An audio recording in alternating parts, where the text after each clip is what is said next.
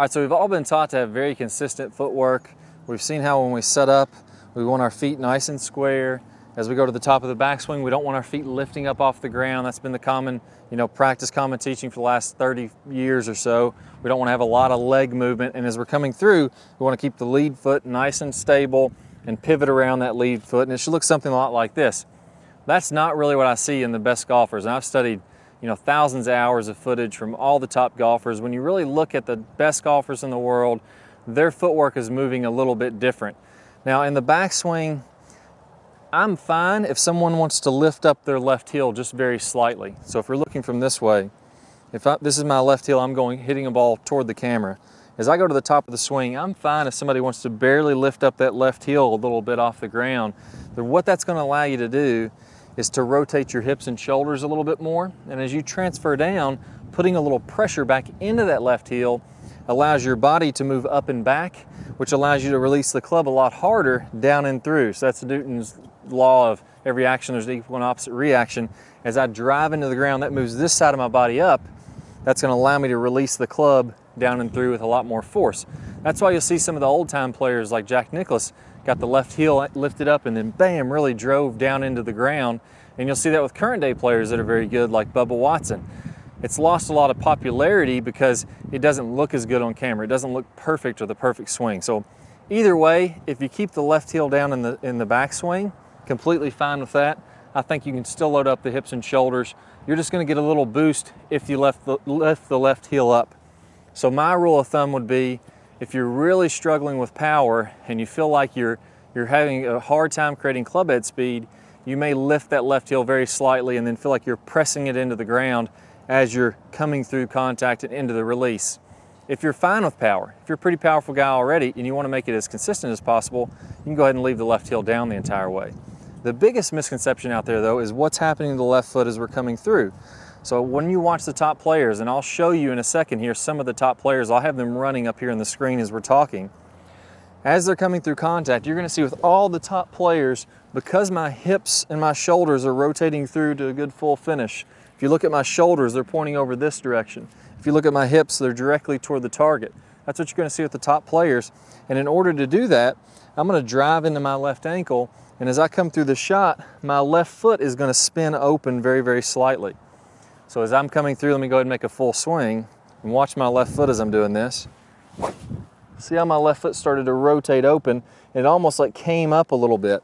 Well, that could be dangerous on the ankle. If you watch Jordan Spieth, sometimes he rolls it completely off the ankle like that. And that's, a little tough on the ankle.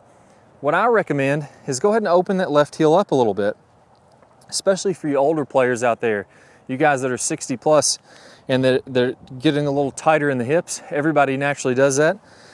Go ahead and open up the left toe 20 or 30 degrees. That opens up your hip socket. Put your knee in a position where it's a little farther forward. And now as you come through, what you're going to notice is it's easier for me to rotate all the way on around. So as I came through the shot, I rotated a little extra there. I almost lost my balance because I rotated so much easier than I usually would. But I'm going to go ahead and really let my hips and my shoulders come all the way around as I'm doing that. And you can see now having no problem getting down toward the target. So if you're struggling with distance, focus on those two key factors.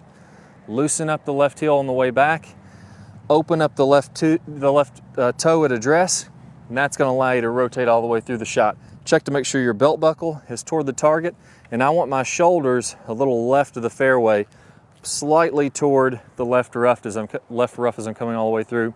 That's going to get you more distance. It's going to free up your body, make it easier on your joints, and you're going to hit it farther.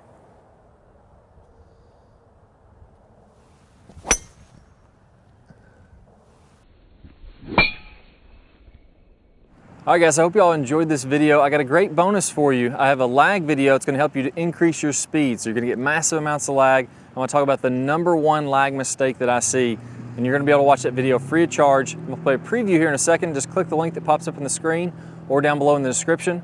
Plus you're going to get 5 videos that introduce you to the Top Speed Golf system absolutely free as you sign up to watch this video. If you're on a mobile device, click the link in the description below.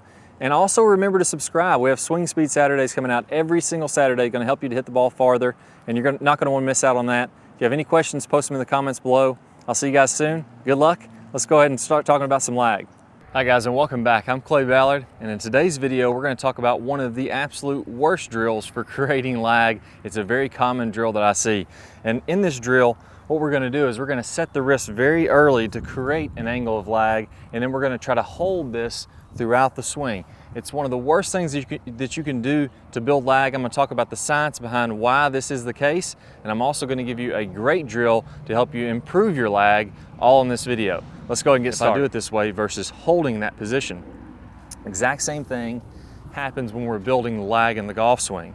So what we want to do is throughout the swing, I want to have a very low and wide takeaway. So I'm not going to set my wrist early at all. If you look at a lot of the top players, you look at Adam Scott, very wide takeaway, not very much wrist set at all. You look at Rory McIlroy, you look at Tiger Woods, all these players are using a wide takeaway and not getting very much wrist set, so that later in the swing, as we start down, we can increase this wrist set, and we're really only going to max out this angle of lag for a split second in the downswing. Okay, so a three-step drill here. Now, as we get started with this, I want to remind you that the fulcrum in this golf club for getting a massive amount of lag is right at the end of the golf club. This is where I want my hinge point to be. I want to use the full length of this club to build lag and then release lag.